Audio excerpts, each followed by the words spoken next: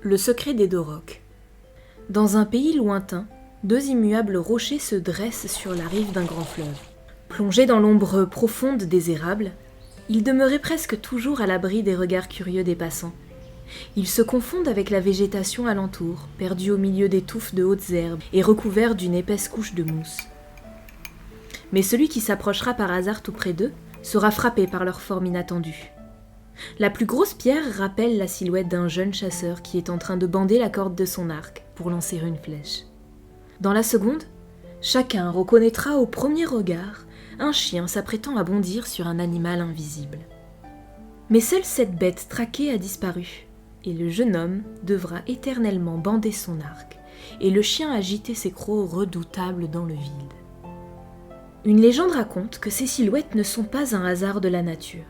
L'homme armé de l'arc aurait été, dit-on, un chef très puissant et très riche, transformé en pierre dans des circonstances bien étranges. Non loin de l'endroit où se dressaient les deux pierres, et où les hommes ne s'aventurent que très rarement, s'étendait jadis un grand village indien. Un garçon qu'on appela Lynx, dès son âge le plus tendre, y vivait avec ses parents. Son nom lui venait sans doute de ce qu'il ne cessait de fureter et de fouiller dans tous les coins du village, toujours en proie à la faim. Jamais il ne se contentait de ce qu'on lui donnait à manger à la maison, et partout où il allait, il revendiquait quelque nourriture. On ne peut vraiment pas dire que les Indiens choient et gâtent leurs enfants.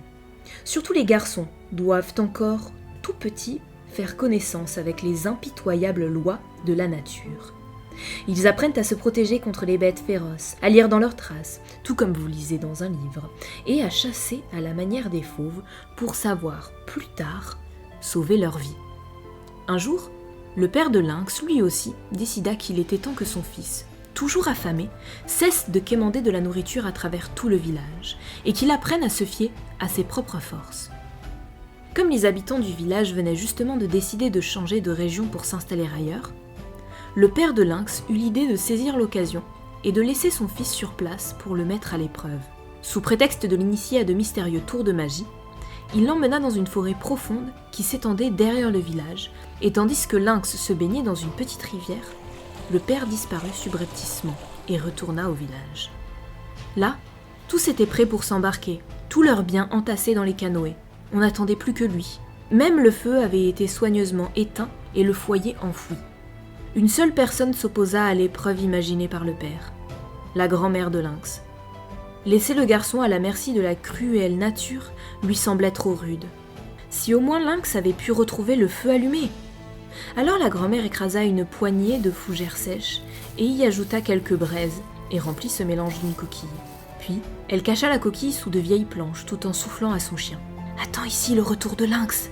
Quand il sera rentré, tu vas gratter ces planches avec ta patte aussi longtemps qu'il le faudra pour qu'il comprenne.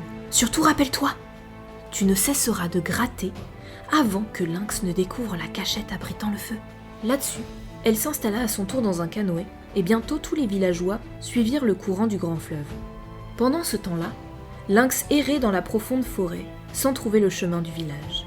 Il se faisait de plus en plus tard, et sous la sombre voûte que formaient les couronnes des immenses sapins et cèdres, la peur s'empara de Lynx. Au-dessus des branches apparurent bientôt les étoiles, et la nuit noire s'étendit sur la terre. Perdu et effrayé dans l'obscurité, le garçon éclata en sanglots.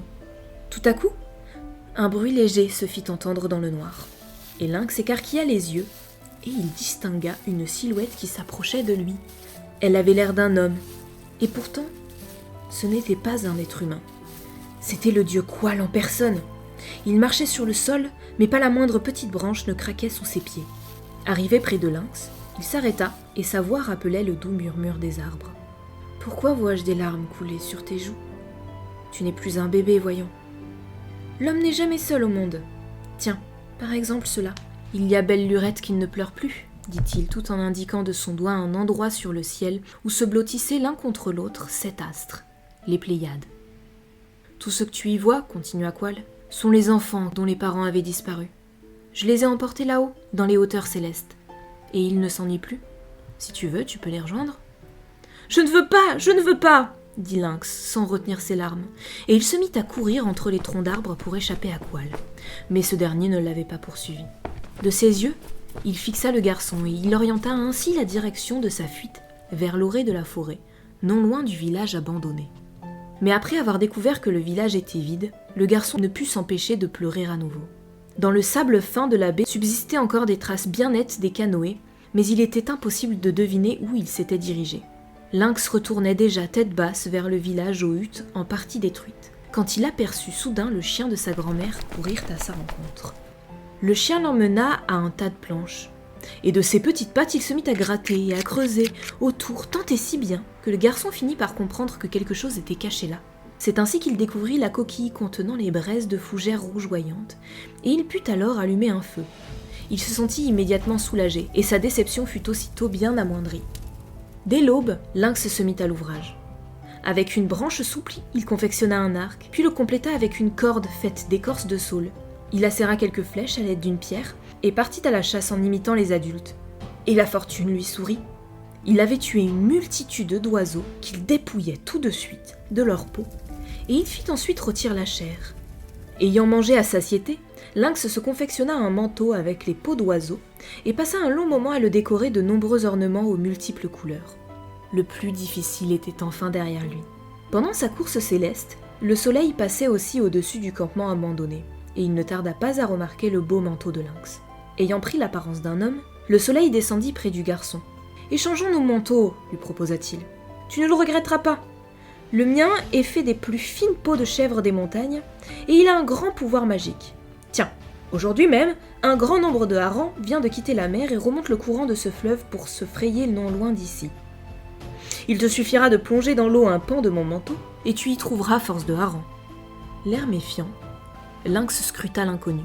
« Oh, rassure-toi, je ne mens pas, je suis Soleil, dit l'homme. L'astre de la nuit est mon frère, et la grande étoile devant laquelle il passe si souvent est sa femme. » Curieux de voir si le manteau avait vraiment ce pouvoir magique dont le soleil avait parlé, Lynx accepta l'échange. Sans plus tarder, il se précipita vers le fleuve et y plongea le manteau. Le soleil n'avait pas menti. Une fois sorti de l'eau, le manteau fourmillait de harengs. Il plongea le vêtement aussitôt une seconde fois, puis une troisième, et il continua toute la journée durant à pêcher de cette manière inhabituelle. Sa pêche terminée, il sécha les poissons au soleil et se constitua ainsi une réserve de nourriture pour plusieurs semaines d'avance. Quelques jours plus tard, il rassembla les matériaux des anciennes huttes pour construire une grande maison qu'il remplit ensuite jusqu'au toit d'une telle quantité de nourriture qu'il y avait de quoi donner à manger à toute une tribu pendant des jours et des jours. Un jour, alors qu'il se reposait dans l'ombre des arbres, il se rappela l'époque où il s'était retrouvé tout seul, les mains vides, dans le village abandonné. Il comprit que le garçon sans défense de ce temps-là était devenu un homme. Et quand il eut évalué toutes les capacités qu'il avait acquises en si peu de temps, une grande fierté emplit son cœur. Mais il se souvint aussi de sa grand-mère, sans laquelle il n'aurait pas eu la chose la plus importante qu'il puisse posséder, le feu. On entendit soudain un croassement au-dessus de lui, et quand il levait la tête, il aperçut une corneille, perchée sur une branche du pin. « Viens ici, Sorette !» l'ahéla-t-il. Puis, il prit un hareng et l'introduisit dans le bec de l'oiseau, lui ordonnant en même temps de retrouver le nouveau village où vivaient ses parents. « Tu y verras sûrement une petite vieille en pleurs, lui dit-il. C'est ma grand-mère. Donne-lui ce poisson, et dis-lui bien des choses de ma part. » La corneille s'envola aussitôt, et comme les oiseaux vont bien plus vite avec leurs ailes que les hommes avec leurs jambes, elle ne fut pas longue à atteindre l'endroit désigné. Elle laissa choir le poisson au pied de la grand-mère de Lynx qui se trouvait là, assise devant une maisonnette, le visage baigné de larmes. Elle s'ennuyait de son petit-fils. Mais le cadeau de Lynx et ses bonnes nouvelles emplirent son cœur de bonheur et la corneille put reprendre le chemin du retour. Depuis ce jour-là, Lynx se faisait une joie d'envoyer toutes sortes de cadeaux à sa grand-mère. Oiseaux rôtis, divers poissons frais, harengs séchés. Dans le village, bientôt le bruit se répandit que Lynx était en vie et qu'il habitait à l'ancien endroit. Un jeune Indien décida de s'y rendre pour vérifier s'il y avait du vrai dans les dires des villageois. Et quel ne fut pas son étonnement quand il aperçut de son canoë une très belle et grande maison. Mais il s'étonna bien encore davantage lorsque Lynx lui eut montré quelle quantité de réserves sa maison abritait. « Dis à tout le monde de rentrer, ils auront la vie belle ici !» l'exhorta Lynx. « Je les aiderai à prendre des prises dont ils n'avaient même pas rêvé. » Le jeune Indien regagna son canoë et partit pour transmettre le message. Quand il raconta aux villageois la vie que Lynx menait et décrivit la richesse et l'abondance dans laquelle il vivait, nombreux étaient ceux qui se laissèrent immédiatement tenter. Quelques jours plus tard, tous les habitants du village chargèrent à nouveau les canoës pour regagner leurs anciennes terres. Parmi les autres, aborda aussi le père de Lynx. Et ce fut d'homme à homme que le père et le fils se saluèrent. Ils n'avaient même pas parlé du passé, un seul regard avait suffi. Lynx tint sa promesse. Aussitôt que furent construites les huttes des autres villageois autour de sa grande maison, aussitôt que les totems furent érigés et les feux rallumés, Lynx s'en alla avec son manteau magique au bord du fleuve. Il répandit sur la rivière un si grand nombre de poissons que les gens n'arrivaient pas à tous les emporter. Et comme les jours suivants, il ne cessa pas de combler les villageois de cadeaux, toujours prêt à rendre service, toujours prêt à aider quiconque en éprouvait le besoin. L'estime que lui portait la tribu ne fit que croître. Et on sollicita ses bonnes grâces, et tous les pères de famille l'auraient vu d'un œil très favorable devenir l'époux de leur fille. Rien d'étonnant à ce que Lynx finit par devenir le chef. Mais la chasse demeura sa grande passion, et il ne cessait de traquer les animaux malgré le cadeau de soleil, le manteau magique qui lui assurait la nourriture en quantité plus que suffisante. Un jour, il aperçut dans la forêt les traces d'un élan, et il se mit aussitôt à le suivre.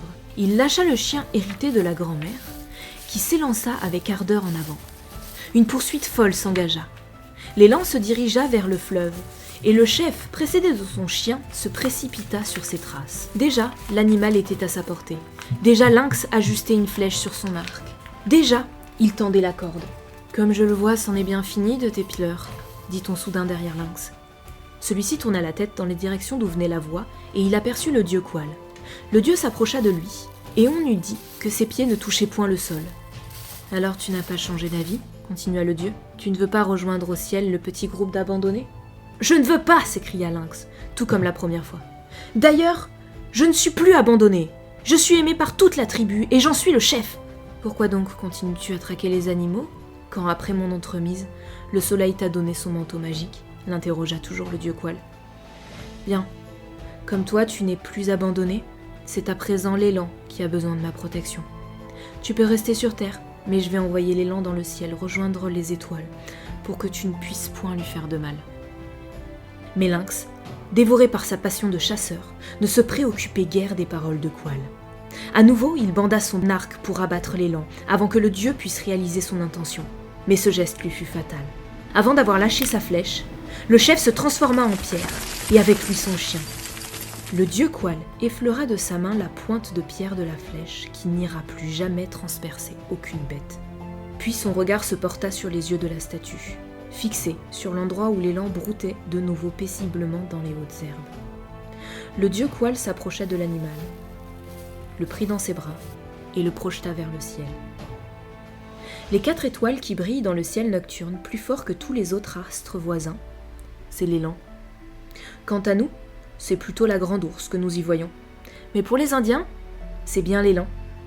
Et ils sont tous d'accord pour confirmer, même ceux qui ignorent l'histoire de la statue en pierre du jeune chasseur qui se dresse, immobile, au bord du fleuve, dans l'ombre des érables.